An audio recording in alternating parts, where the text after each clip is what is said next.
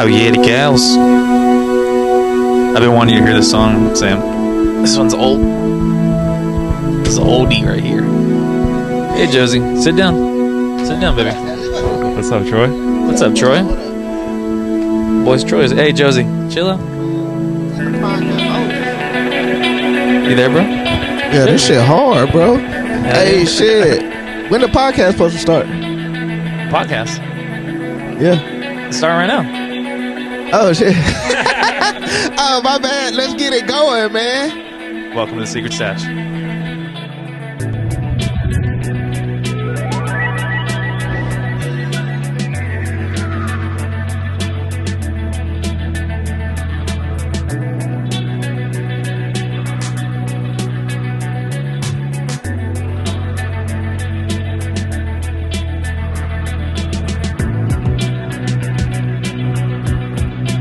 All right, guys, welcome to the Secret Stash podcast. My name is Joel.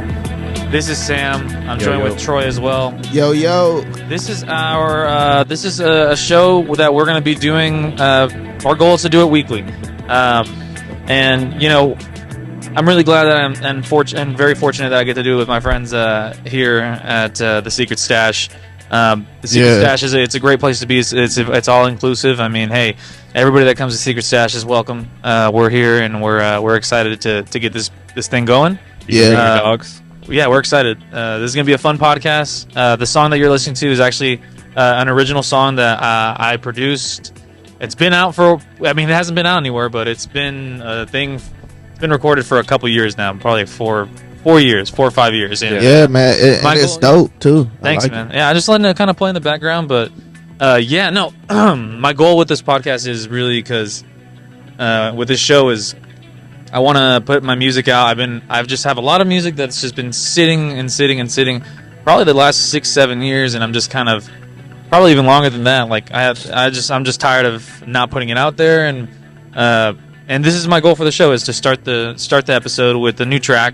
Unreleased track that I've never put out, and this is one of my favorite ones. And I think Sam's heard it a few times. I don't know. This might be the first time you hear it. I think it is. Yeah, it's a. I don't know. And the thing, I just don't really remember too much about the process. I just remember it being a great night, a fun night of just staying up late and working on a track. And I only used it once. I used it in a short film that I did about West Side Little League here in Fort Worth. I did it as just the intro credits kind of song. Not even for a long time. It was more of a song that kind of just, it shows the logo, like, by Roxo Media House. That's where I used to work and shit, like my old media production studio. And so that's the only time I ever used it. And it's like my original music. So that got picked up. That just a short story about that got picked up to be a featured film. That the short film that I created was actually it's used as the main source material for the film. It's called You Gotta Believe, and it's going to be coming. It's got Luke Wilson, Owen Wilson's brother, in it. He's the lead. Shit. So and they've been watching my short film shout out to Luke Wilson. He's a DFW guy. And shout out. But yeah, Texas boys. Yeah, this song it's a banger, man. It means a lot. I know it's playing in the background. But just make sure to stick around to the end of the episode. What we're going to do every episode is, at the end of it, you're going to be able. I'm going to just let the song play in full from the beginning, and I know you can kind of hear it right now, but I'm sure you hear my voice more, and it's about to be over. So, that was the full song. Check it out at the end without me talking, without us talking. But it's a very, very, very good, warm welcome. Welcome to the Secret Stash. Yeah, this is your house. Welcome. For sure. And it's perfect too because we're all creatives here. So yeah, dude, I really love what you said, bro. Like, I mean, like this podcast is basically like an outlet for us to kind of talk about our ideas and like kind of what we're working on, what we're creating, and for sure. Yeah, man, I just love that you get to kind of come on here and express what you're working on. I love the track. I've loved the track. I can't wait to hear more. Hell yeah. As it drops. We represent the artistic value. Movies, music, all of it. Let's get it. Hey, and then another thing about the Secret Stash, the reason it has that name, I don't know what the true origin of it is for the most part.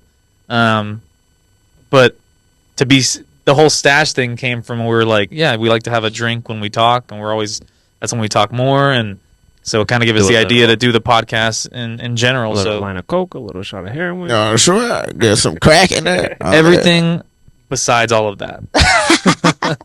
Real talk. But, yeah, so my drink of choice today is mango White Claw. It's been a while since I drank these, so I dittoed that. It's nice. I dittoed that. You did that with me. Mango White Claw on me. Hey, cheers, everybody! Cheers! Hey, cheers, man. Secret cheers, stash, Secret man. Stash, cheers! We're legendary, man. Hey, we all have the mango. Hell yeah, that's dope. Yeah, man, I'm really excited to do this with you guys, and it's fun to record this. I feel like I finally have everything I need to really just do this on a regular basis. My dog's just chilling. My other dog's in the other room because she can't handle the lights. She can't handle the lights. But yeah, so it's I'm glad we were able to listen to the song, and I hope you guys get to listen to it here in at the end of the show. But right now, I think we're gonna go ahead and just go ahead and fall into our first topic. The whole idea of the show is we're very much film buffs, and that we're all huge. I mean, we all love music. Everybody loves music, but we just love music, so it's easy to talk about. We're not trying to fucking go too crazy or act like we can't talk about music too. Like, I want to talk about music and I want to talk about film. Yeah, music and movies. That's what I'm not this really is trying about. to exactly, and I would just want to have a good conversation with you guys because I know I can have a good one with you guys. I always seem to have about music and film. And I do feel like the music and movies are like to me the highest like art form. You know what I mean? Like as an artist, more than like physical art. You mean? Yeah, exactly. Like anything where shout out all the physical artists. Yeah, I love. Oh yeah, absolutely. Shout out to all the but it's just I admire artists and filmmakers so much. So this shit is perfect. Yeah, man. What about you, Sam? I don't even know what I was saying. What about you? Just what about you? Like what? Yeah, no. I just Can you repeat the question. I mean, it's because I'm already stashed. Speaking of stash, I think it's time for the very first time in the show. Josie's over here getting comfy. We should take a dive into the stash box. Whoa, Good Kid, Mad City. Can we just take a second? I think we have a Kendrick fan in the crowd. So we haven't even introduced the holder of the stash box. The keeper of the stash box. The keeper, the one, the only. Fighter of the night, man. That boy Benny. That boy Benny. That's what we gonna call Benny. him. What? What's his name? What's his full name? That boy Alien Benny. Benny Alien. Sure. Benny Box. Benny and the Jets. Benny Badussi. Benny Badussi. Oh my God, Josie. Don't bite this shit. She straight bit it. Sure. Yeah. So the stash box. That boy Benny Bandito. Benny Bandito over there he's the curator. He is the one that holds all the cards in there. And he's the owner of the stash box. But the stash box is essentially a segment where we're going to pull together either, every now and then we're going to come with just one solid topic, everybody's going to come with it, or we're just going to come and talk about one thing. But right now, we'll also from times like today, we're going to each have our own record that we love that we love to listen to. It could be literally anything, just any album every week. It could always be. There's so many records that we love so much. Absolutely. I know I do. I know we all do. For sure. And that's what this, taking a dip into the stash box is putting your hand into the box, which now seems really weird because there's a little fucking alien with the cowboy hat in there, and we're supposed to be picking out the. Don't tickle him down there. Yeah, we just need to grab it and go. When you grab it, just throw it on the wall. Sure. Who we gonna get to grab it? We gonna get Sam? What we gonna do? Really, it could be anybody. Sam, do you want me to get this? I can hand it off. If someone Go ahead, hand it off, Sam. I can even just get up and just grab it. So we don't. Do you want it? I don't think Benny. Do you want it? I don't think Benny. No. Do you want it? You want it? Do you want it? I mean, so dipping in the stash box. I might as well go ahead. I might as well. You gonna get it? Grab it, throw it over you, bro. Go ahead. I was just gonna grab it. Just so chunk that motherfucker. Yeah. Hold on, Josie, check this shit out. I'm gonna chunk the stash. All right, here we go. All right. So the reason this album's up there is because I love this album. This album, to me, I would say, I hope it's not controversial. I'm a huge metal fan, first of all. People that know me know I grew up on metal. I grew up playing nothing but metal. Yeah. Just real heavy metal, thrash metal, fucking death metal, shit like that. I was really into it. This album though, this shit before all that shit. I'm talking about Iron Maiden's Killers. Woo! So this album is iconic in pop culture just because of the album cover. For real. The album cover itself, I mean, that shit clean. It's deadly, bro. It's got that boy Eddie, the fucking skeleton, and he just looks like he's gonna kill you. But so another reason I love this album is because it's the last album with Iron Maiden's original singer, Paul Di'Anno.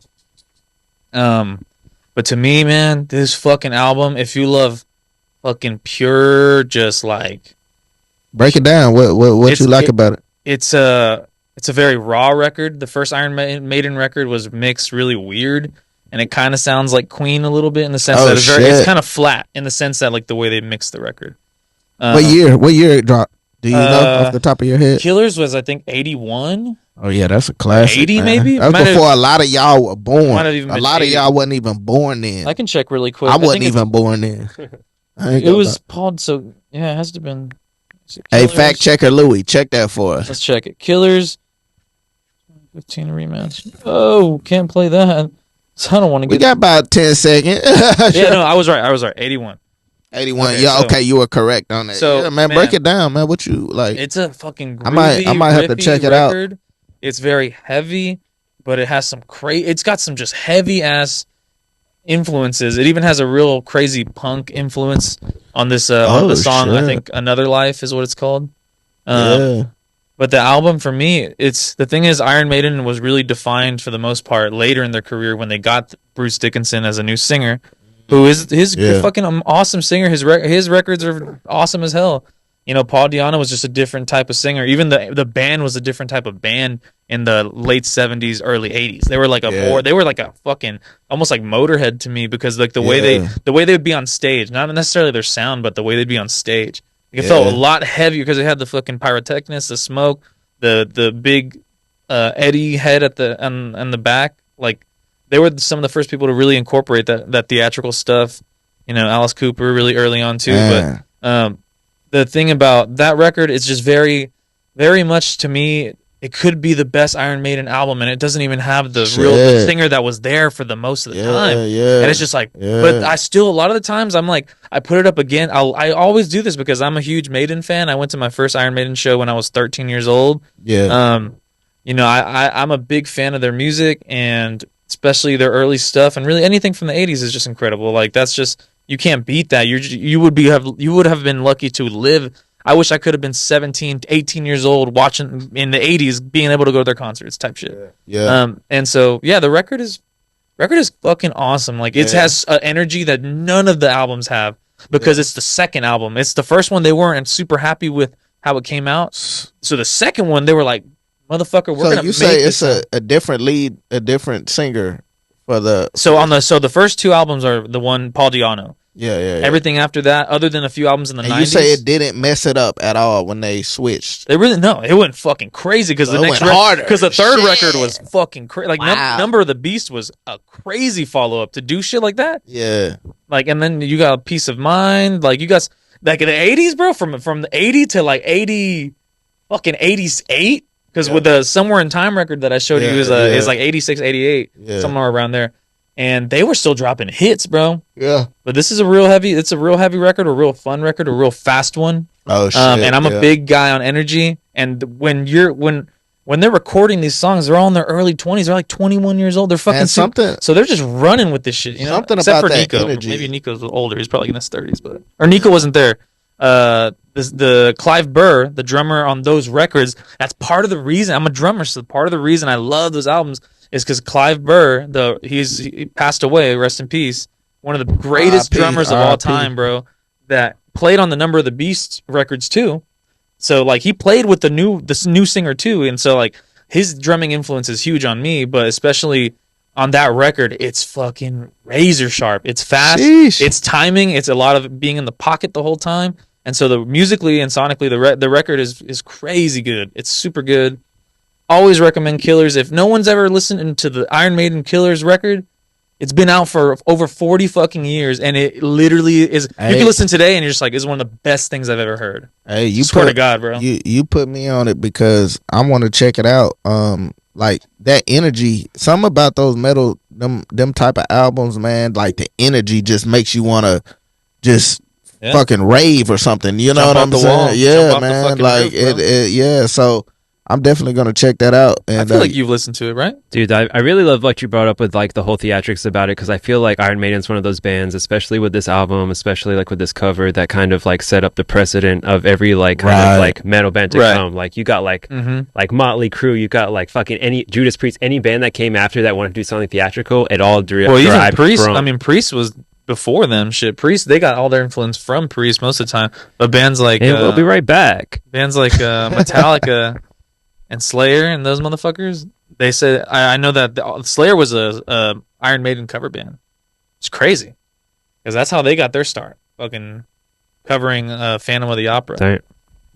Shit's crazy. Yeah, that shit's fucking crazy. And I don't own that. I don't own that record physically. What you give it out of a 10? Like out of 10? Like type graded type 10 shit. out of 10. Damn, that's a 10 classic. out of 10. That's a classic. I could have given it a 9.5 out of 10, but it deserves a 10 out of 10 because from start to finish, Sam, you know it.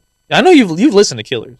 Yeah, I know my boys listen to Killers. More nonverbal. Say nonverbal. Yeah. He's sipping on the cloth. It's so good. It's silent. I swear. The edit of me for the whole time y'all having that conversation is there's gonna be like a fucking we'll just cut to little baby like sun Teletubbies in the sky, bro. I'm gonna just be like staring at it the whole time. Real talk. Yeah, no, that sounds legendary, man, for sure. I know, Troy, when we started this segment, you literally yelled, "Good Kid, Mad City." Oh yeah, hell yeah, man. So I mean, yeah, that's something. If you know, shit, I'm gonna pull something else out of the stash box. Let me pull it out because I think I have it in here, right? You know what I'm saying? Like, pull it out on your way back. You know that's another classic, man. Is that the album that you're gonna talk about? Yeah, that's what I'm gonna talk about, man. Good Kid, Mad City, man.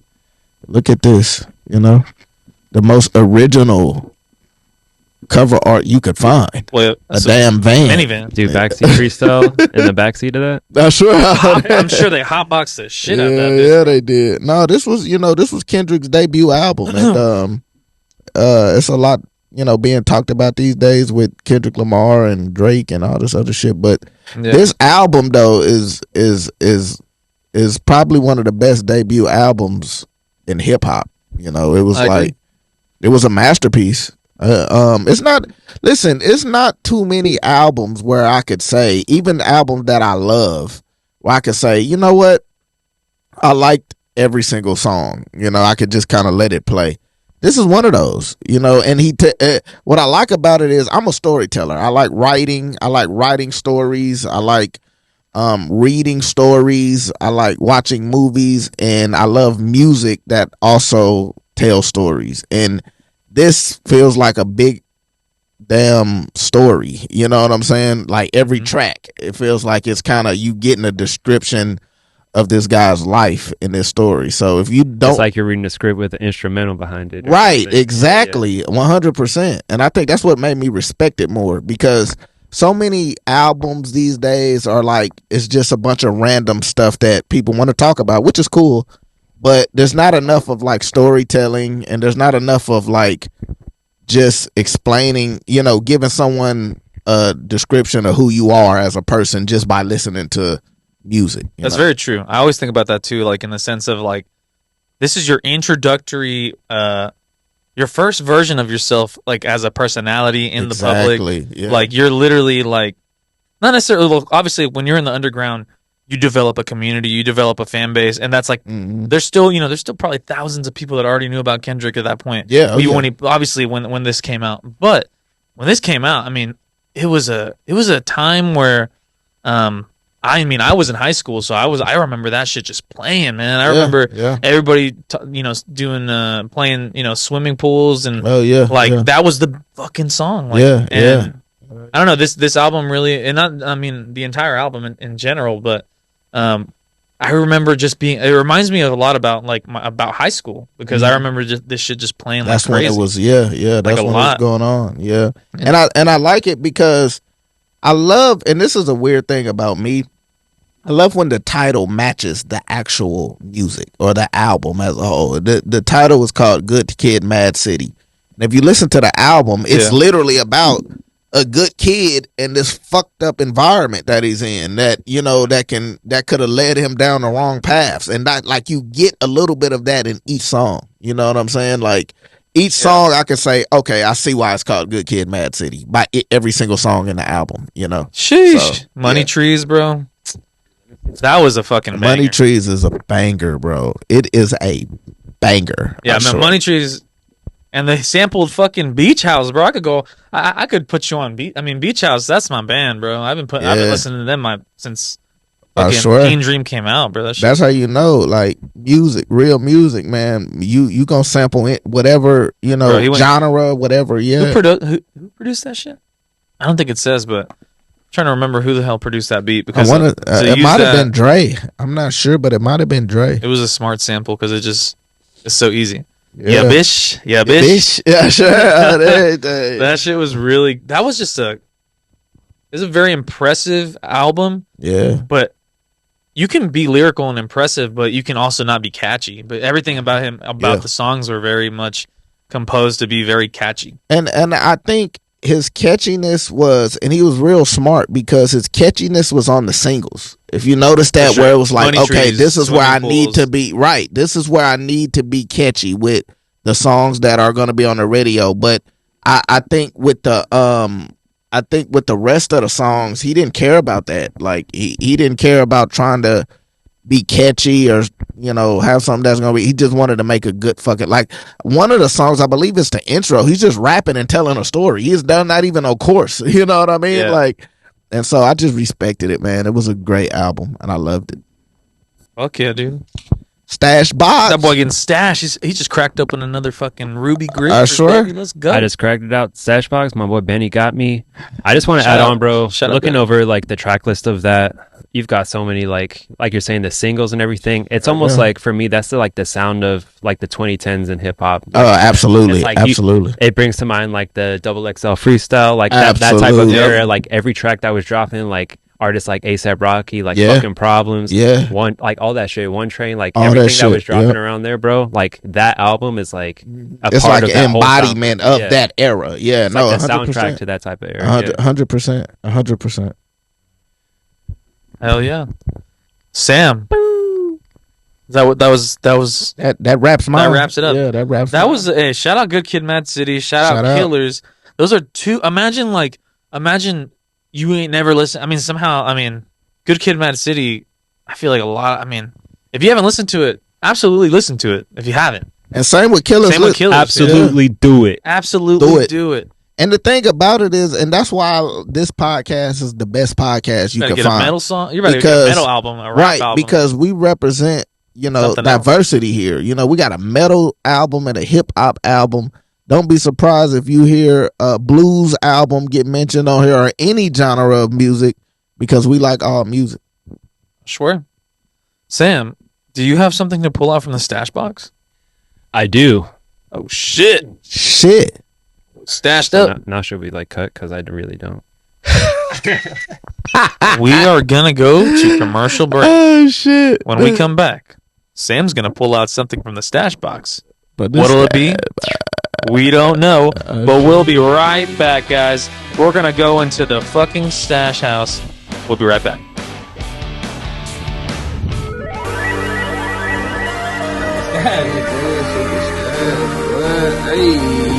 Hey, let's get it.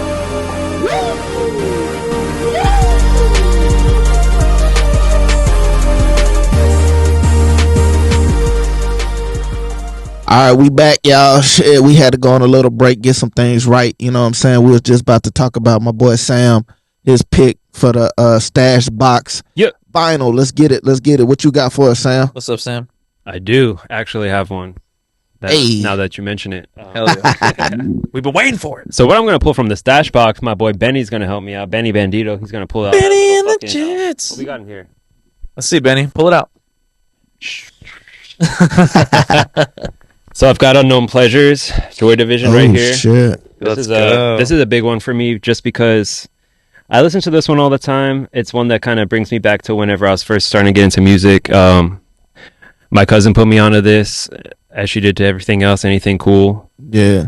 Yeah, man, this just kind of set up like the type of music that I love to this day. Like it was like my first introduction to anything that was kind of like anything relevant to kind of, I don't know, anything that was just like. Yeah. Well, it was an incredible. It was unknown to me. It is incredible, man. It's insanely incredible, bro. Like it's like a 3-piece, bro. There's tracks not a like big, it's a small Disorder, group. Shadow Play, just like it's just insane, man. There's just like so much emotion, so much. Oh shit! So it's an emotional type album. It's Yes. emotion, but it's just like so much. I don't know, dude. It's like it's hard to even describe. It's just kind of like the beginning of like a certain type of sound. Well, Well, that means it's a great. look at this album. Look. That's what it is, bro. That's how it feels like. Well, It's a bunch of energy waves. Yeah, I mean, It's a bunch of nervous energy. Well, you just described a great album. I mean, like I feel like the music that you can't really describe means it's doing something revolutionary. It's doing something different. You know, it doesn't stand out as simple as, oh, it's love this mellow record. tone or it's whatever. It's more to it. You know what I mean? And even as I look at that cover art, like, it goes to show the you cover that, art's iconic. It's iconic, Fucking bro. dope, It's bro. literally, I mean, yeah, the it's album dope. itself. I mean, when I'm not gonna do. I don't want to say I'm a drummer. No, But you are. this album, when it comes to just drums and the bass guitar, it's like a drummer's paradise because it's so fun to play with. Yeah. The album is very simple, but it's very, very, very revolutionary, bro. Because it came out in the 70s. Oh shit. And it fucking, like, I can't imagine, like, the music in the 70s, you still have shit from the 60s still creeping in, subgenres of that still very popular because you got to sell records and go on tour and sell shit that was popular less Very than a decade poppy, ago. very popular. It's And the same situation as if it was right now and you got groups and rappers like from the 2010s still. It's the same thing because it's the same time difference. About a decade. What were you saying? My bad. My bad, too. No, dude, what he's saying is perfect. Exactly like what I'm saying. Is like there's a lot of music coming out that was very like poppy, popular, and this was kind of like a doom and gloom thing that came in. Oh, that yeah, was like yeah. it was very like Scary almost. scary, but like almost beautiful and hopeful. Like Yeah. it came through with like a I don't know. I would say like a new sound that kind of like put on like I don't know, man. Like a lot of A new bands. wave. Well, it a new wave influenced of sound. yeah, Yeah, yeah. A It huge influenced influence. a lot of the shit that was everything that was fucking popular in mainstream culture in the 80s is probably it's all influenced back to this. Like The Cure, The Smiths, all that shit, all that real fucking mainstream shit is because of this record. This record, if this shit didn't exist, who knows what kind of music would have came out in that time, you know? It was like the start of like an alternative sound, basically, and it was just like yeah. it came out at the time. It's like the emotion for me is kind of what Joel's saying with like the drums and the bass. Like you kind of feel like the rhythm that impacts you. You feel it, like you feel like with the instrumentation, and then like the vocals come in, and it's almost like an instrument of himself because it's it's very like low and drowned out, and then like like this, and we could talk like that. Now my question is, so y'all say what it came out in the 70s? In the 70s. Yeah. Now if I were to play 78 or that, 9, if I were to play that, would it feel like a portal to transport me back to the 70s? I don't even. It wouldn't take you to a time, bro. It'd take you to a place. It wouldn't take you to a time in America. Right. It was. Okay, It's a British record, right? Yeah. It would take you to it would take you to the UK, bro. It would be like fucking like cobblestone, fucking like you know what I'm saying, like boots on brick type of thing. Working the fucking like. And I the love mines that. and I shit, love or whatever like the fuck they were. I love timeless music, but that can also take you to that time. You know, take you to something that came out in the 80s that I listen to it and go, wow, I feel like I'm in the 80s right now, or I understood what their vibe was in the 80s, you know, or the 70s or whatever the case may be. So that's pretty badass, man. It sounds like a classic for sure. And there's actually a film out, and I can't remember the name of it. Do you know, Joel? I might have to look it up. I think it might be Control. What What is them?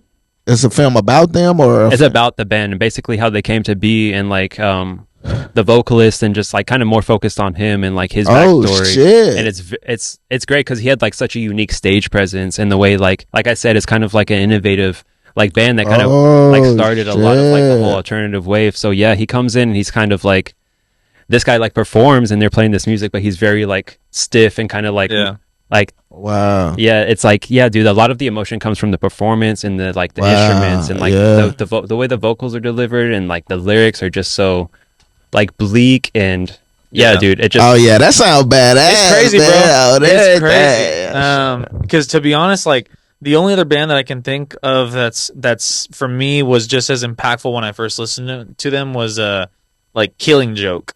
Yeah, and that's another fucking band that we will get into probably later in this series. But yeah, no, like the British wave of that sound, bro, it changed the landscape, and like and then that almost trickles down to Iron Maiden. They're another British group. Shit, yeah. And the fact that like they were also influenced by that shit too. In their sound, everybody was. Even if you played, they were trying, like Iron Maiden, they were trying to create a new sound. Damn. They were trying to create a new type of metal music that was faster. That was that. And so when they were all like teenagers, bro, Disorder, what was the fucking Unknown Pleasures came out when they were fucking so at the most impressionable age. They hear that shit as young rebellious British teenagers, bro, and they fucking they go crazy. Like I can't imagine being a kid in high school in the UK and listening to this for the first time. I just want to go do whatever, dude. I want to go fucking do whatever, bro. It just makes you want to rebel. Dude, it's like, especially in that time, bro. Any of those times you see anything from like I don't know, those bands, they're kind of starting out, especially like in the UK, bro. It's just like they kind of have like that freedom to rebel. It's like there wasn't those laws, there wasn't like that kind of like that rule system for them to kind of abide. So you could play this music and kind of, I don't know, express like what you're trying to say. Like, I don't know. Yeah. The film is called Control. Like, okay, so that's the film. Okay, for sure. Okay. And it's about like Ian Curtis, like the vocalist of Joy Division, and it was, I think 2007 it was released. But dude, it's incredible. It's in black and white. Okay, it's a good watch. It kind of like encapsulates like the whole feeling. I gotta see that too. Shout out that too, then, because it's incredible. On top of having Unknown Pleasures, now you get to watch a fucking film about. You could listen to the record and then maybe go back and watch that. Yeah. That's a perfect pick. Little tie-in. To be honest, I'm glad you picked this, Sam, because it is one of the records I haven't listened to in about 2 years now. Probably in the last 2 years I haven't listened to it.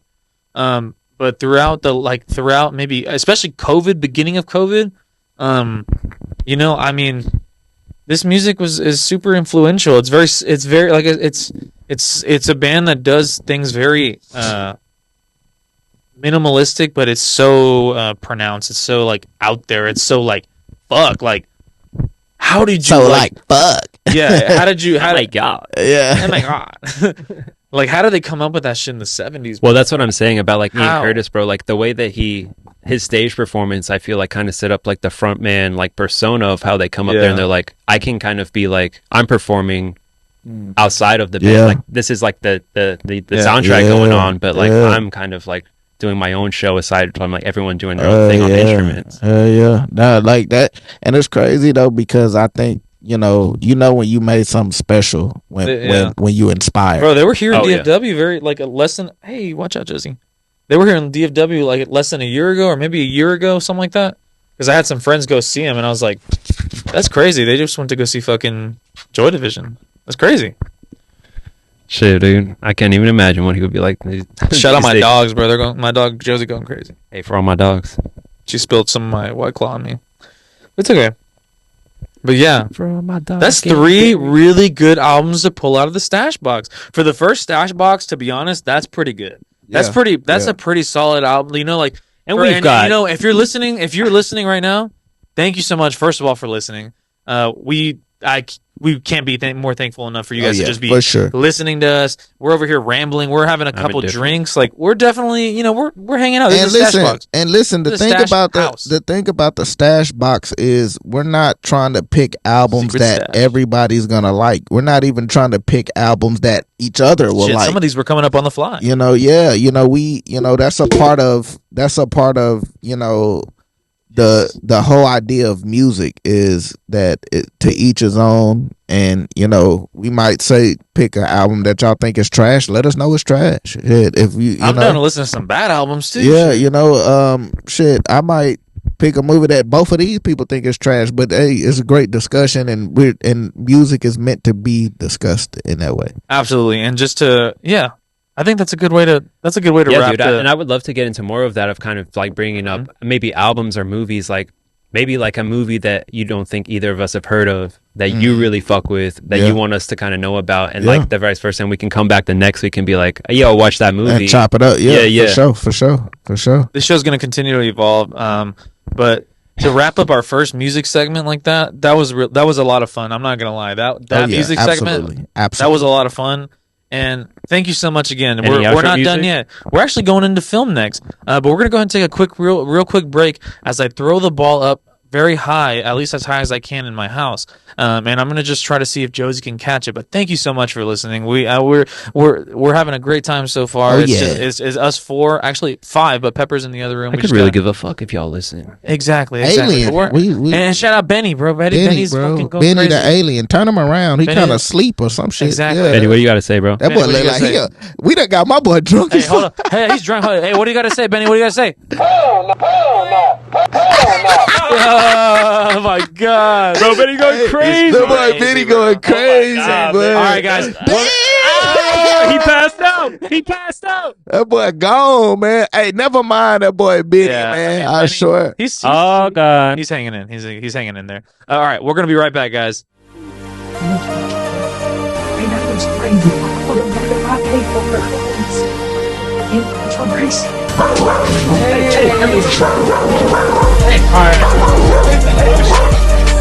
Don't get him!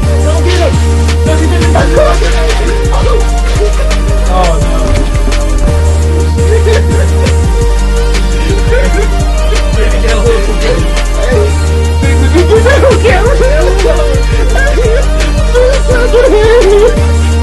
We're gonna have to use that as one of the sound bites.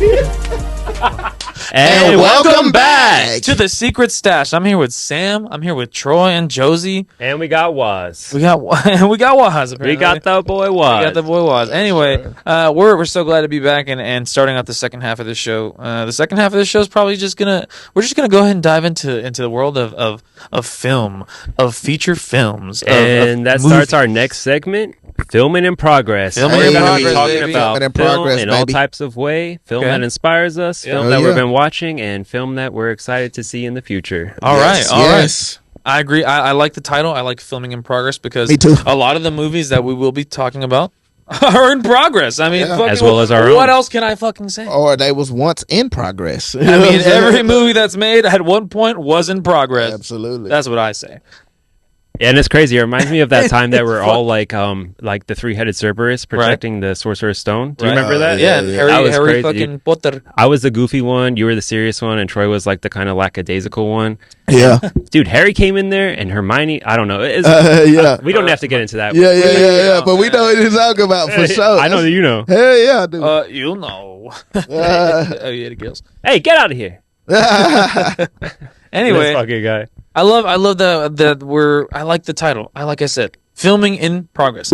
Filming in progress. I feel like J. Jonah Jameson can say that shit. Like filming in progress. Like really, I feel like he would say it really good. Yeah. Maybe we can get some AI if J. Jonah Jameson vocal, and we could do some shit like A little that. Spidey twerking. But yeah, speaking of Spidey, we're actually not talking about Spidey. We are talking about the most recent drop of the Joker 2 trailer. The movie doesn't come out till October, so it gives us some time to speculate. And really, I don't really care about speculating more than I really just care about talking about the trailer. And Joker came out, what, 19? 2019. So yeah. 19 and 19. What did we talk about in the original Secret Stash pilot from back in 2022? It was one or of the 23, I don't best know. years in cinema history. And to me, it might have been the best year in cinema history. yeah, I But if agree. you're lucky enough to have seen that, or maybe see this in a secret episode that we might be dropping in the secret vault. I mean, we might be throwing it in there. For sure. But that first trailer, when I saw the original Joker trailer for the original Joker, I was like, wow, this is a really different take on what the fuck I know the Joker to be. And with Joaquin Phoenix at that point, I mean, I still trusted it, but I had yet to see it. Now I've seen it. Yeah. And now I know there's a second one coming out, and I've seen the trailer, and we've all seen the trailer. And for me, I pretty much stand with I think we all agree in the sense that we are sold on the movie. We were sold on the movie before. It is because the first one was so great. Yeah. Joaquin won an Academy Award. I wasn't so sold. I was only sold after this trailer, bro. Oh, I was really? already, Wow. Okay. I was interested, but I wasn't sold. I was almost like uninterested. Well, at the end of the day, we're all three people that are sold on this movie. We all have it as probably our most anticipated movie that comes out this year. At this point, 100%. It's kind of hard to, even if something that we're on a level maybe even equal as the Joker, and I can't think of what that is, but maybe if something was to come out, I still think that Joker would be the thing that maybe we're if like, Heath Ledger himself fucking rose from the dead. Exactly. And it was some multiverse shit, and they were like pulled some fucking The Flash and resurrected the other Superman guy. Yeah. But no, man, I'm so excited to see this movie. The trailer was absolutely, it was thrilling. I love when a frame consists of just the name of the character or the actor. It just says Phoenix. Boom. Yeah, dude. Well, let's get into it. Let's talk about first reactions. Let's just go. What were your first reactions watching the whole thing? What did you get from as soon as I heard the keys drop, I knew what song they were gonna play, and I was like, what a perfect song. If they're talking about fucking Harley Quinn and Joker, and they're talking about love. You haven't picked up. The title was badass too. It was such a great. Yeah, the title of the movie is incredible. You pronounce it, Troy. You're better. Shit, I can't. Joker, Fila Ledoux. Fela Ledo. Yeah, shit like that. Dope ass name though. Fela Ledo. I was absolutely in a way charmed when I saw it because of the production value. There was even the almost the skyline where it has the city background, or it says Gotham something, or I don't know what it says. But it almost reminds me of how La La Land looked in production, with those big city backgrounds, but it looks like a stage production. It's like a La La Land for people on antidepressants. Fuck yeah, that's exactly what it is, dude. And the trailer itself was really, really, really it's, to me, it started with when those keys dropped and I heard that song play, and I was just like, this is a very perfect choice because these are two people that are, I think, destined to meet in this universe either way. But the way, for us to have had the first Joker movie, and for me to already be bought into the character that he was in that movie, regardless of the point of view that you see it from, and as you watch the film, where was it, what's real, what's not, all that stuff. This second movie, it absolutely needs to be made, and it needed to be made. It needed to be this. They said it's a musical. Obviously, the whole movie's not going to be a musical, but to have a musical element to it, that's even more than the first one, because there was a good amount of musical element to the first one with the clowns when they're in the subway and he kills people for the first time. That's such an incredibly disturbing, powerful sequence. Those 6-7 minutes. But yeah, I think this next movie is going to be as shocking and as impressive. I have only one way to feel, and it's I'm anticipating it, and I expect it to be good because the first one was on a level that I had never seen the Joker, and we talked about it before, Troy, and not on here, but I believe that it rivals Heath Ledger neck and neck to me. Yeah, for sure. Yeah, no, I seen when I seen the trailer, I was like, this is incredible, and the thing is, it took me back because the first Joker movie, the two trailers, is some of my favorite cinema trailers of all time. Yeah.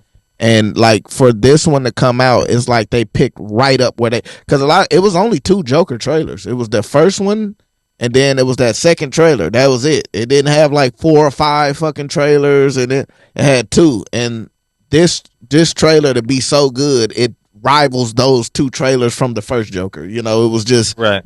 It was a masterpiece of a trailer. And so I'm like, if the trailer alone, and Sam, listen, I was hyped for this movie, don't get me wrong, but when they first announced it, I was kind of like, do we need a sequel? It's one of the movies where it's the same. It's a one-off, leave it alone. But where they're going with the sequel is, not for me, bro. Not for me. No, Oh. but I 100% agree with everything else. That point of there couldn't be a sequel, that wasn't there for me just because I felt like it was the perfect build up to the starting story of a Joker. Especially I don't know, you're giving Joaquin Phoenix, it's obviously not going to be a young Joker. He's going to be a little age, which is just what I've always seen Joker as. But Yeah, no. The trailer itself is quite a marvel, and it's always fun to look back at the first one because it's 2024. That shit came out nearly 5 years ago. yeah, and that okay, yeah. And What you think of the trailer? What you think? I thought the trailer was great. I mean, kind of Sold you. going back to the first one, it's like Troy and I had talked about this earlier, but going back to like the Killing Joke and everything with like the origin story of like the Joker as far as the comics I didn't go. like the Killing Joke.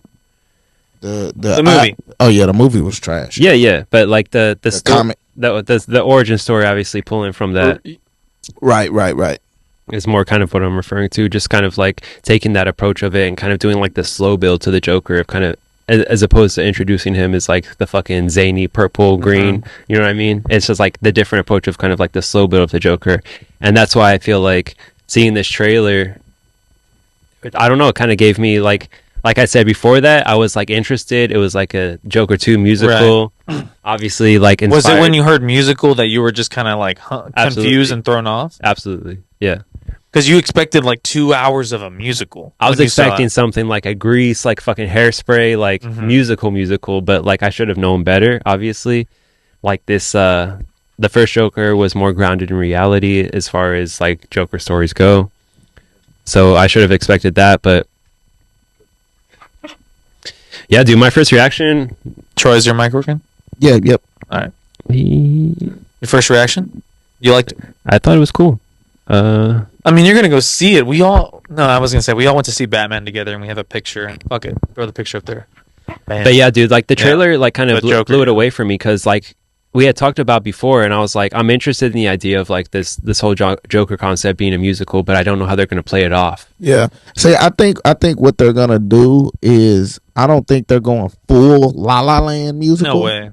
Oh, but yeah, no, I think it's going to have musical elements. And I think the reason why it's going to have the musical elements, because if you watch the first one, it was highly inspired by, okay, we got to stop with that ball. No, keep going. Enough with the what the fuck was I saying? The first one had, like, it was about how Joker, like, had music in his head. Like, it was always, like, music playing. He was always dancing.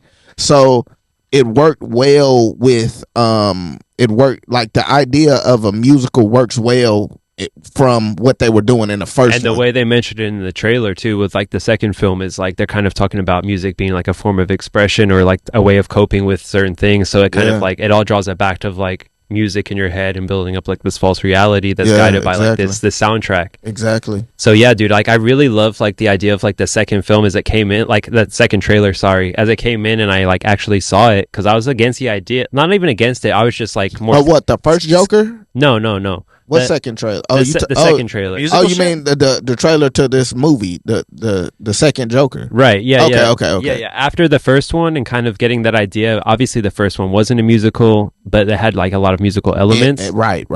But like the second one coming in and being like knowing like that was going to be a musical and not seeing the trailer yet, and then kind of getting like that kind of. Had they dropped the trailer first and said, "Hey, this movie is actually going to be a musical," it would have been like, okay, well, I like the build trailer. up. Right. I loved how they dropped a teaser trailer for the trailer. I didn't even see the teaser trailer. To be honest, I was almost skeptical. I was not skeptical. I was almost like, I'm not going to watch any trailers to this movie. I kind of just want to see this shit raw. Yeah, but I was like, how could I not? Yeah, I was like, the trailer set up like I don't know. It kind of gave me like a really good idea. Like even though I kind of knew it was going to be like, I don't know, distortion of reality. It could be in his head. It could be like whatever it is. It's like the song could be like a form of expression. And that's what I think it's gonna be, because I think the first one was so much about his expression of like music was kind of how he expressed himself in a lot of ways. Yeah, dancing. Yeah, the dancing and the singing and things like that. So I think with this one, that is just playing off that even more, you know. Okay, dude. I'm excited for this movie. I mean, I think the movie's going to be great. Josie, come here. I think the movie is going to... I think it's going to do the same shit the first one did. I think it's going to get nominated for every fucking award. And it's going to win a lot. I think I have to put my faith in them. They've done it before. they took the risk in making a Joker movie like that has nothing to do with what they were even building, and then that didn't hand to fruition and shit like that. And to think that the Todd Phillips, the guy that did the Hangover movies, Old School too, I think, right? and Old School, is the one directed the Joker. Like, that's so fucking crazy, bro. Talk about Todd switching. Phillips, his brother, bro. They Right? fucking wrote, directed, Yeah. everything Yeah, people about like this Jordan film. Peele doing shit like that. You know, like just making movies that like they were just they're creatives like anybody else. Just because they do comedy, right? It's just like there's some of those guys. Like you have to make a good comedy. That's hard as fuck. Yeah, for sure. It's hard to make people laugh because everybody Yeah, thinks yeah. every single human being has a different sense of humor. Well, it's the same thing with like the way he does horror, bro. It's like the comedy, you want to like Right. encapsulate the whole audience and like Right. get them in on the joke. With horror, I Right. feel like he does the same thing. Like something tells me pulls like everyone in. if him and Ari Aster like teamed up on a project, it would kind of be crazy, bro. Because like Oh yeah. they both make very like the Joker in some ways can be a horror movie. It can be realistic fucking type of horror. Like it's Definitely just- a suspense, For sure. thriller for sure. I don't know, man. Like that. I'm There's excited. certain elements of it that are very visceral that could just like play into the whole like horror element of everything, bro. Like it's just like I feel like the same way. Like what I want to touch back on with this trailer too is what I noticed with like the Joker 2 trailer or fucking The trailer, Folle de Deux. follow the dude. I don't even know how to say Whatever. I don't even want to say it 'cause I don't Whatever. wanna fuck it up. With that trailer, what I had noticed is like the way they cut that trailer, it seemed very in the style, the way the font was presented, the way it was cut, very similar to the Batman. So I feel like it was almost like without directly tying it together, almost like trying to pull in the same universe, which gets me thinking is like, are those type of films kind of become a part of the same universe because the Batman was grounded so like it was grounded in reality, just like these films. So it kind of like gives the perfect tie together. Yeah. And the way that they're presenting this trailer, but with the same like style of font and the everything is just Yeah, like, bro, that shit's fire. I'm just like, And how can this? To be honest, like with when you say the font, I'm just like, hell yeah. It just Fonts are so important. I'm like, dude, is this because a fucking last Batman night sequel? when I watched the Joker going to sleep last night, I was just waiting for. I mean, as fucking shitty and sad as it feels to watch him get beat up for a sign. Whenever he's on the ground just laying there, I was like, I cannot wait for the Joker logo, the sign to just. I can't wait for the whole screen to just say Joker. Yeah. And when it did, I was like, fuck, the little things about art direction are so important, like so sick, because it's just like, let's fill up the whole frame Yeah. of him just like being there in agony with his name It was genius. in the yellow font. I'm like, that's so fucking, something about it so evil. It's just Yeah, it's so, genius. it's just like, oof, I can't wait.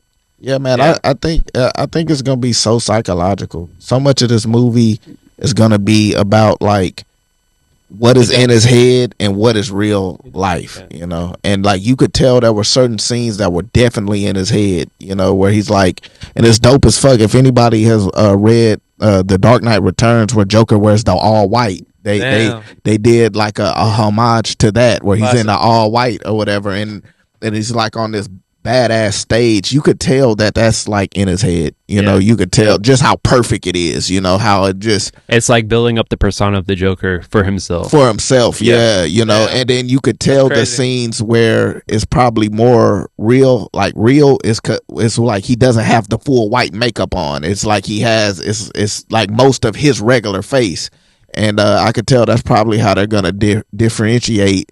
It all kind of goes back to that trailer, like we're talking about the final shot on the trailer with like the mirror, the glass, and glass, like yeah. the thing is like, show me your real self. Yeah, and yeah. it's like he does that in that moment, and That's it's like so sick. it's the distortion between him having that face or being Right. like art That person. and Yeah, you know what I'm saying? And I think that's exactly what that last shot was meant to represent. Like the reality and the Joker when he like smiles and like and Harley Quinn can see who he really is. he really That's is. what I'm saying. Yeah. Like it's gonna be a it's gonna genius be fucking movie. At the end of the day, it might even be a great love story. At the end of the day, Well, that's what they're going for. that's what I'm It saying. could, be, like, it could be one of the best. It's love gonna stories be we've seen it's in a gonna be minute. it's gonna be like man. one of those toxic love stories. oh yeah, without a It's doubt. going to be like the original Harley Quinn we've always known, like the Joker Harley Quinn story we've always known. Yeah, Because I feel like the Margot Robbie one has kind of like depicted it in the way of like, the newer shit. like right. fuck the Joker, Yeah, like I'm yeah. done with I'm the Joker. independent. Yeah, and I'm, yeah. Bitch, get the, you That's supposed to like- be Joker, bitch. Yeah, exactly, bro. But- We've read the original shit. We And know listen, exactly what and goes listen, down. I called it with the first Joker. movie. I called it before the movie even came out. I may even have it on video on my YouTube channel. We're gonna cut to that right now. I said, spoiler alert for the first Joker movie. I said, I bet you he kills his mother.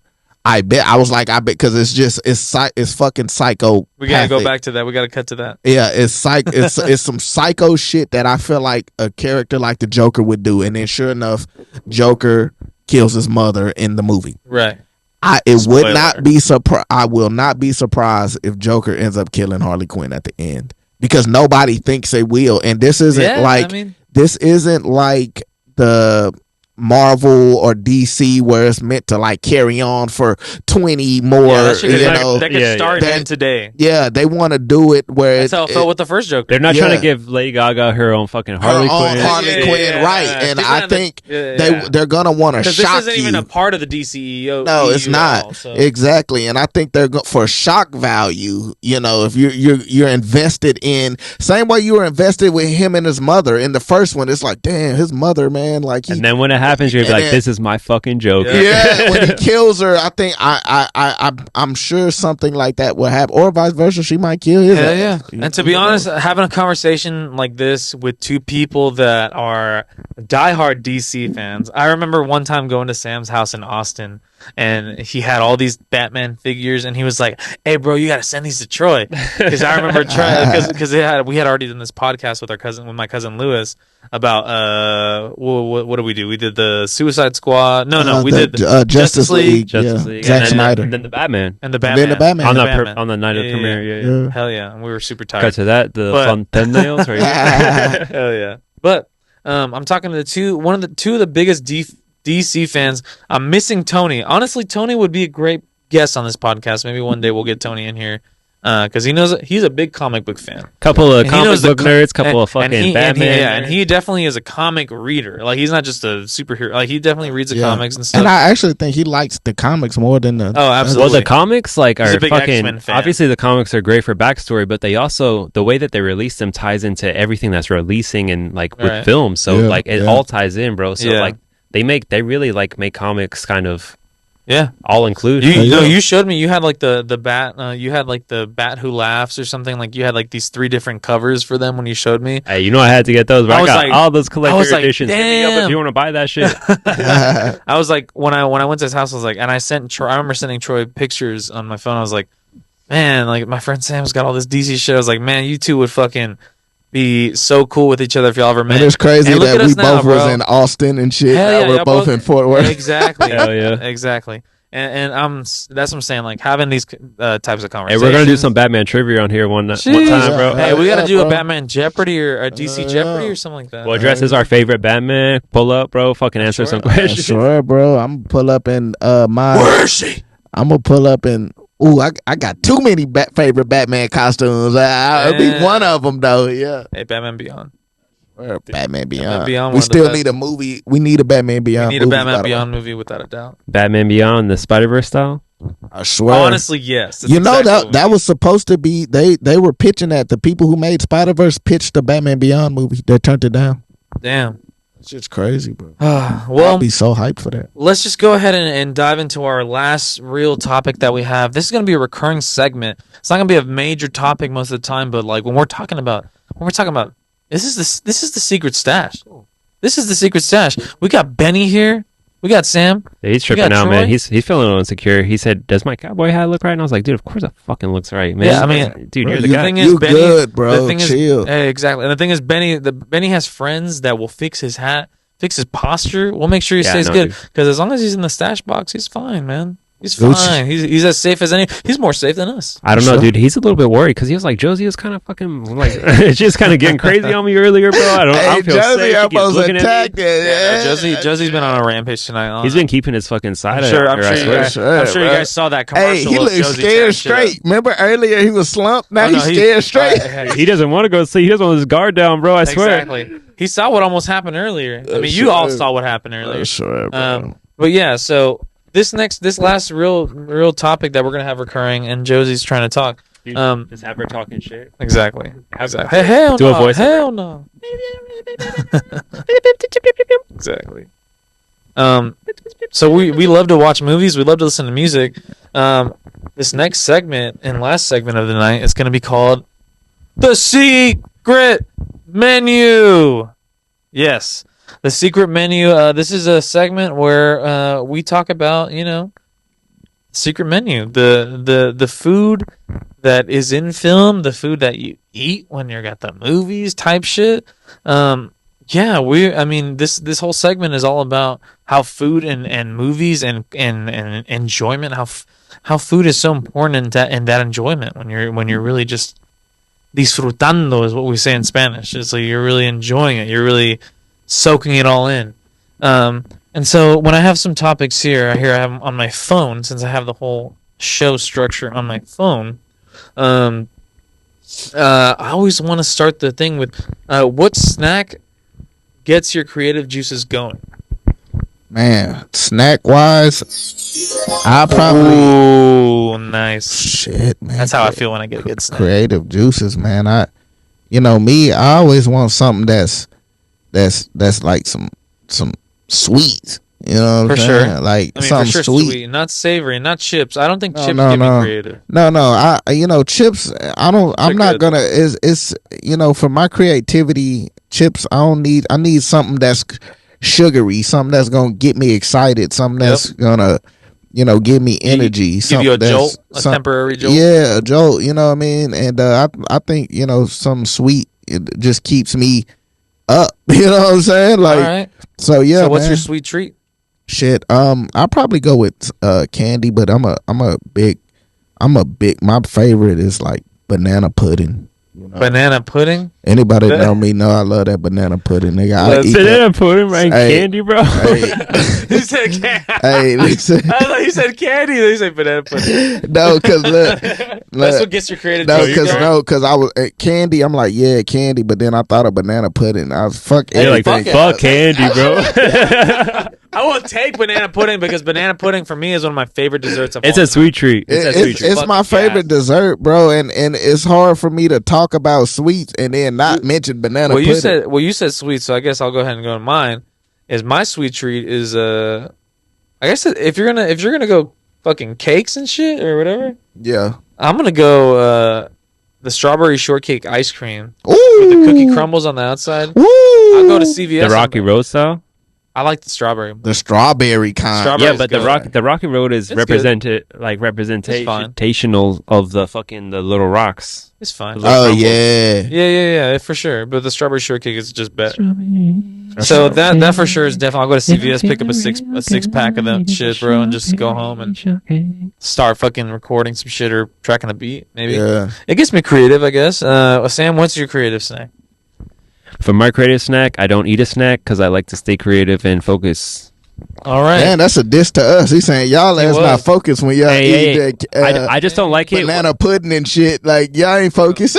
Okay. Hey. If that one's gonna be all right, let's make that one quick then. Come back to me. All right. So we all come back to me. Come back to Sam. I just want to say whenever I'm creating, I just like to kind of focus and I'm not eating too much. Maybe if I'm eating something, no Diddy. I'm eating a little bit of mixed nuts. Diddy, I just spilled a little bunch. I'm eating a little bit of mixed nuts in the mix. No Diddy, I sure. But dude, I like to fucking sip on something. I just like I feel like eating distracts me a little bit, so I agree. I'll maybe eat a little bit before that, plan my meals like accordingly. Yeah. Well, that's why I said, and Joel said it before I could even say it, is like I don't like eating chips. Yep. Because chips, not only is it all on your down. fingers, you're crunching, Right. you're like trying to grab them and like. Well, that gives me the same like kind of feeling as like being in a movie theater and people are like snacking, bro. Snacking. Yeah. It's just like I don't want that. It's just like Yeah. why do you Yeah. popcorn? Fucking like. When I went to see what is the John Great Gatsby? No, the John Krasinski silent movie, The Quiet Place. Quiet Place Part When 1 I went or to 2. see that shit and had to eat my popcorn, it was like.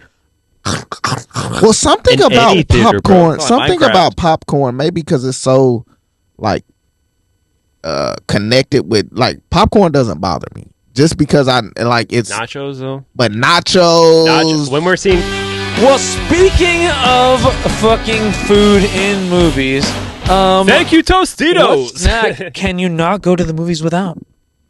What's that? Because I sneak in food. I don't give a fuck. I used to work for AMC Palace 9 in downtown Fort Worth. I don't condone this.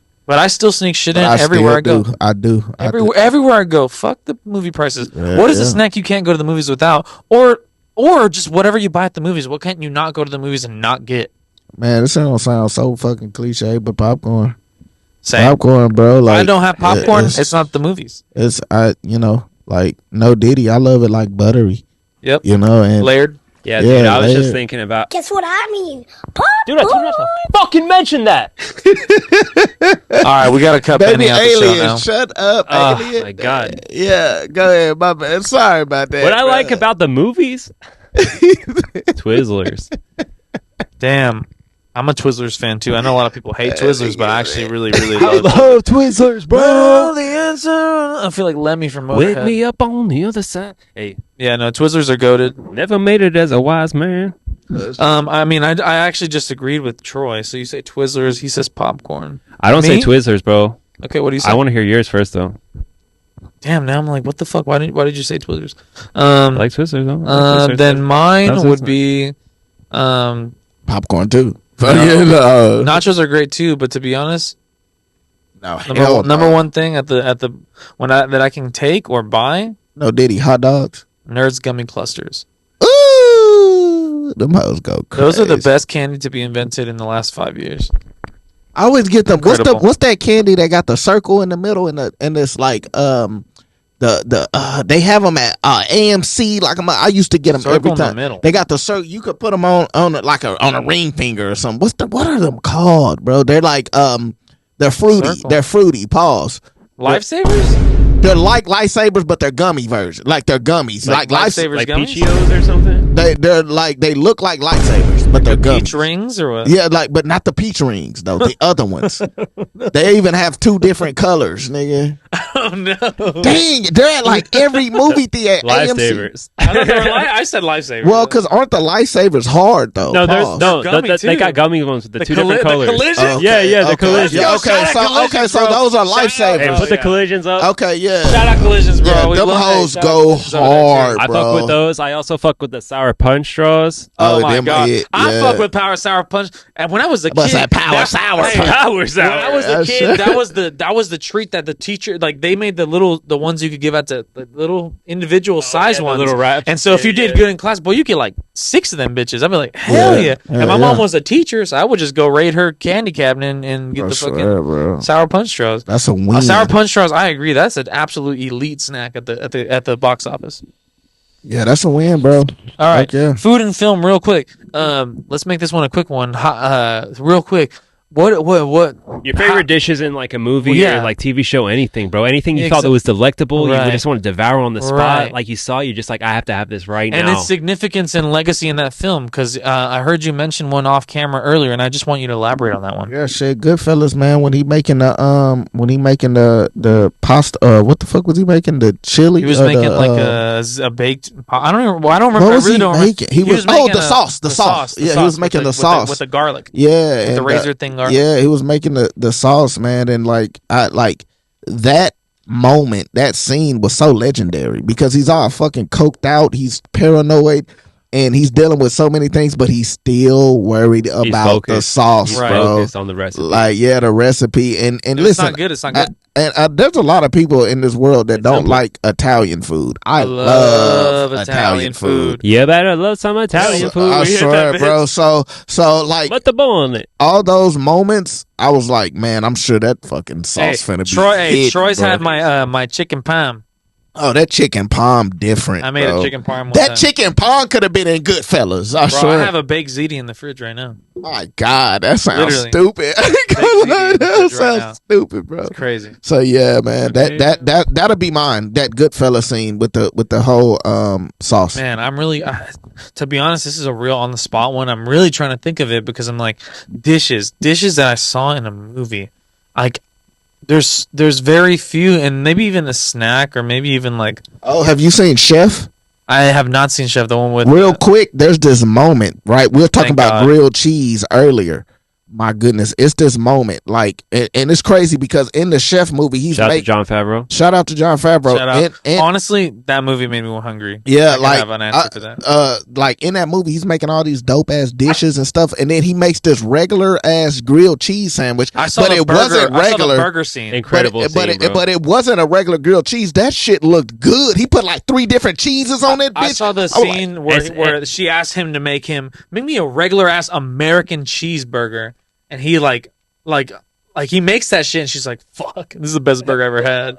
Yeah, dude, it's incredible, bro. Like a lot of behind the scenes shit for that was just like, especially in that scene, he's like making that for his kid. So like the importance of like the love. It's very important in that scene. So bro. like it shows like that's an incredible like food Hell scene. yeah. That shit was so good, Okay, bro. I got hungry. All right. This is actually I'm so fucked up. I don't even want to say it because it's like I saw the show Hannibal. Obviously, he's a fucking cannibal, but he is also a master chef in that show.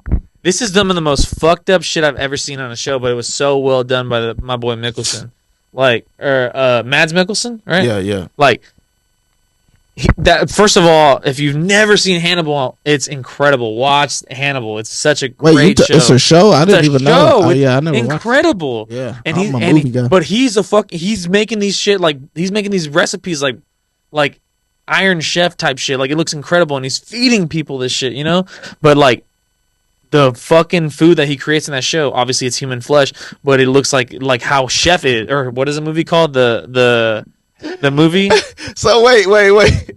The food that he's making is people, obviously. Is people, and that's Hannibal. your choice. That's your choice for That's what I'm saying. That shit looks delicious, bro. That's what I'm saying. How bro, fucked that up it leg. is. Did you see that leg? But obviously, it's not. It doesn't look like that and shit. It looks like some tuna tartare or some shit. Oh shit! It looks like a fucking like a Michelin star, like Gordon Ramsay cooked that shit.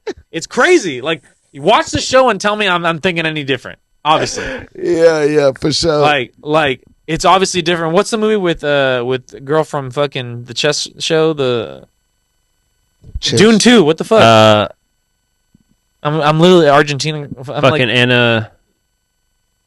Why am I going to completely? See, I'm not a show guy, so No. I'm not gonna know anything about shows. It's not a show. Oh, I thought you said From Dune 2. My boy Lisa Al Gaibu's sister. What's her name? who? The actress. From Dune 2. Who's Yes, that.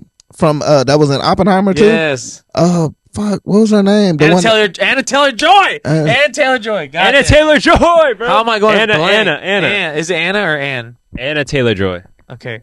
A-T-J. Anyway. Said 18. Yeah. Anyway.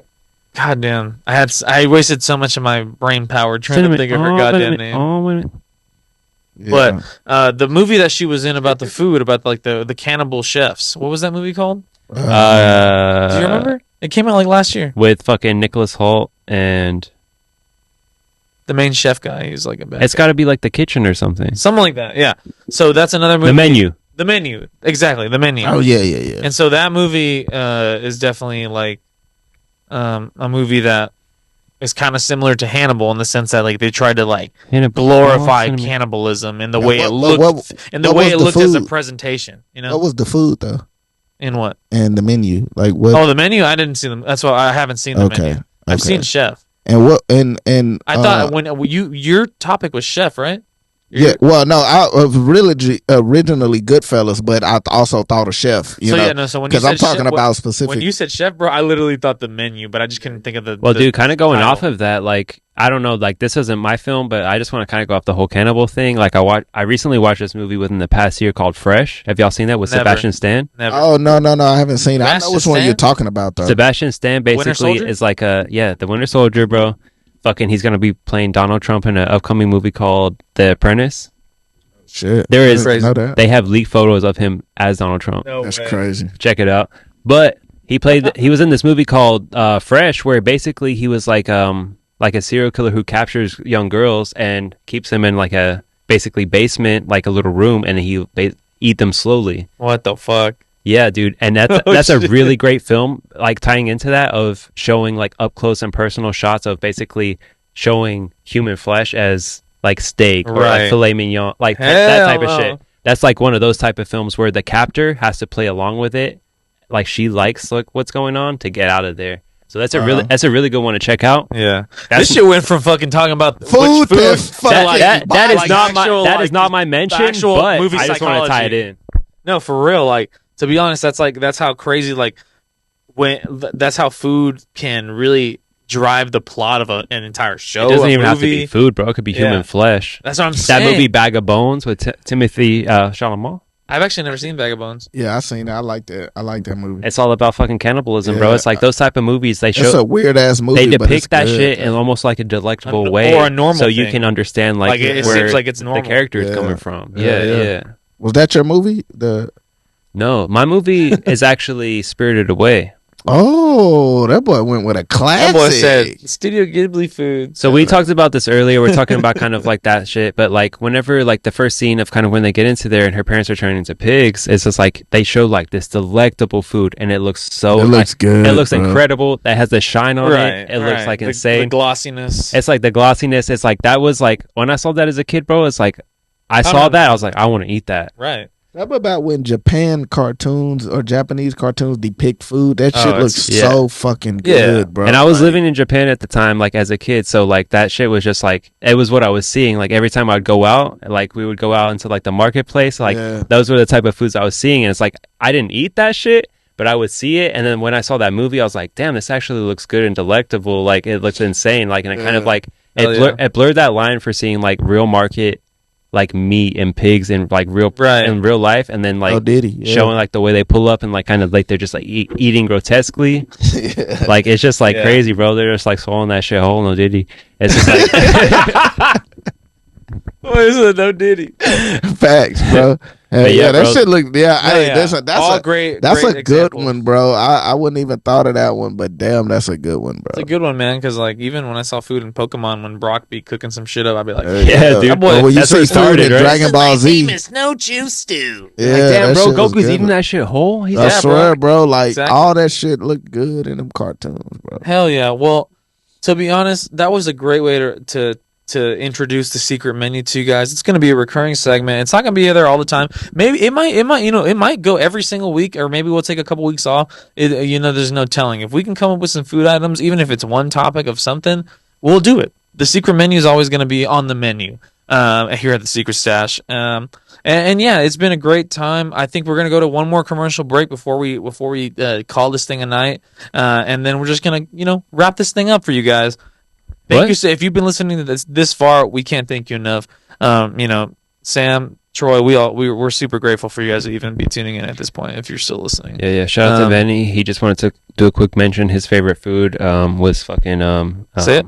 deep fried, actually dehydrated reptilian scale that Okay. you get on the planet Nascrubius. Sure.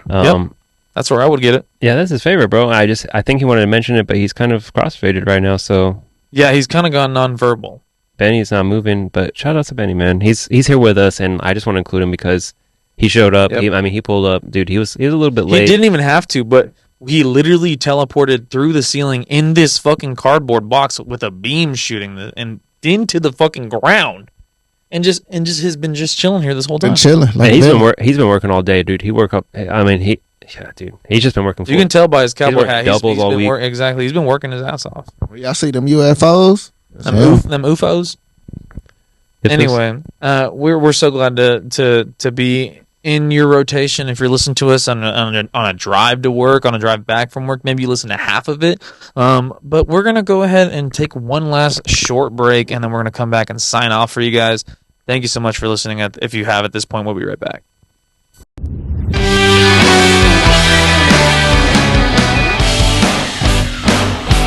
What a riff.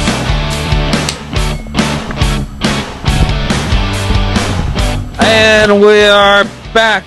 Secret Stash is back. All right, we're about to close the show out, guys. How do we feel about how the show went? This is our real, first kind of go at this structured version of the show. How do y'all think it went? I think it went good, man. I think good topics, good conversation, good structure. All of us just discussing music and movies and art, and plenty more to come. Piggybacking off of that, yeah, I had a lot of fun too. if we continue this kind of structure, I feel like we can come up with a lot of good content. And if you can stick around with us, we're gonna keep getting better every week. We're all about just having fun and being stashed and listening to this awesome song that plays on this roadcaster. And we're just stick around with us. We're gonna keep getting better, like we said. We're going to be adding some more video production to this channel. We are going to come up with original ideas, original skits, original whatever songs, anything. Every week you're going to be hearing a new song on this channel, on this podcast. All originally produced by me, and that's kind of like I said, like at the beginning of the show. If you've been listening this long, and thank you so much. The whole idea is to also help me get a lot of this music just unloaded, because I feel like it deserves an audience, and I just kind of just want to let it out. I feel like it's been holding me back, and there's no reason to just kind of keep it out there in a hard drive for its lifetime, I had a great time. Sorry, Sam. How about you? Yeah. Hell yeah! I think Sam really, really enjoyed it today. Anyway, I had a great time, bro. It was fucking great getting to catch up. It's great talking about fucking film. It's great getting to talk about fucking music. Yeah. That's one more time. It's a really great time, bro. Hell yeah. Yeah, dude. I mean, I love getting together with y'all. We just gotta talk about film. We talk about music and how it all like kind of intersects. Yeah, dude. I felt like this was a great first episode. I mean, we kind of touched on everything that we're trying to hope to touch on, and hopefully when this continues, we can kind of evolve every segment and get everyone more involved. Hell yeah. I agree. I guess before we leave, Troy, as you go into your weekend and as you drive home even tonight, what are you going to be listening to? I'm probably going to be listening to my typicals, Rod Wave. Okay. I'm probably going to be listening to some Usher. Okay. So I've been listening to Usher. I've been listening to Usher No Diddy lately. The song isn't called Usher No Diddy. I'm saying No Diddy by listening to Usher. Right. And yeah, that's pretty much it for right now. And what do you have planned for the rest of your weekend? Anything big? No, man. I'm just my mother's birthday is next week, so let's go. Just preparing for that. Oh, yeah, happy birthday, Mom. Yes, sir. Always a big birthday. Yeah. No. So yeah, that's pretty much it, man. Hell yeah. I'll probably be listening to shit. I don't even know. I've been listening to a lot of different shit lately, but I guess I can go to the first things I've been listening to here. Yeah, I've been listening to Clutch. I haven't listened to Clutch since I was about middle school. It's a real fucking funky ass band. They make some real nasty little riffs and shit. Like, I don't know. It's a weird sound. It's a very southern sound. That's but badass. It's real cool. It's some cool rock music. And I haven't listened to them since middle school, and that's what I've been jamming. I'll probably be jamming them this week because Elephant Riders, that's the album name. It's really fucking cool. It's fun as hell. So that's badass. That's what I'm listening to. For sure. And I just want to go bowling. That's it. That's the only thing I got. I want to bowl so bad. A little sign off on mine is what I've been listening to is the goddamn fucking sound of the music. Sound of the music? Sound of music. Yeah, but what I've been listening to is The Promise Ring, dude. The album Nothing Feels Good. It's a little bit of like early kind of start of like the emo, like pop punk kind of derivative shit, but it's like it's got some good little hits in there. And I've just been running that back and it's been making me feel good. So yeah, dude, shout out to The Promise Ring. Okay. Nothing Feels Good. Check that out. Check out the song fucking Delaware. Delaware, that's the song by The Promise Ring? Delaware, yeah. Okay, gotta check that out. Fuck yeah. All right, guys. And anything you guys want to plug? Anything you've been experiencing lately? Anything you want to promote in your life and somebody else in your family's life? Maybe. Anyone? You got any thoughts? Any initial people you think of? Nothing just right now. Just one real quick before I do that. Yep. Yeah, check out the song "Is This Thing On." Check out the song "Is This Thing On." But same. It's not called Delaware. Same peeps. Is this thing? It's not called Delaware. It's not called Delaware. Okay. But yeah, The Promise Ring is what I've been listening to. Nothing Alright, feels plug good. it. Check out the song. Nothing. Nothing feels good is what I've been Promise listening to. Ring. The band, The Promise Ring. Check out the song "Is This Thing On." Hell yeah. Is this thing on? And lastly, thank you one more time if you've been listening all this hour and a half later. to this show. I really couldn't appreciate you more. We're just trying to have a good time. I'm sure we'll find a way to shorten this out. But for this to be the first one like this, I mean, I feel like we had a great conversation. I feel like we had a lot of fun, and we have a lot to say. I think there's going to be a lot to come from this show. Every week we're going to get better for you guys. And I'm really happy to be doing it with my friends, Sam and Troy. You'll be seeing some people pop in. We have Andres. We have Israel. 2 goats in the friend group. Like, you're only seeing we just all want to talk with each other. This is gonna be creatures, bro. This set right here behind this stone right here. This is where everybody can come in and hang out. Anyone can come through that fireplace at any time. Absolutely. You might get Santa coming through that motherfucker. But you know, we really appreciate you guys, and if you're still listening, like I said, thank you so much. I hope you guys had a good time. I hope you had a laugh. I hope you just enjoyed listening. Maybe you were driving to work, driving from work, driving to a friend's place, maybe going on a road trip. Whatever you're doing, thank you so much. This has been the Secret Stash from me, Sam, and Troy. Guys, say your goodbyes. I think it's only necessary. We're outie. Thank y'all, man. We appreciate y'all. Thank you so much, guys. Thank you, guys. Later. We're gonna sign you guys off with that song we started with. You're gonna hear it in full. You're gonna have a great time. I hope you like it. Has no title, but it's a great song, and thank you so much for listening. Hope you love it.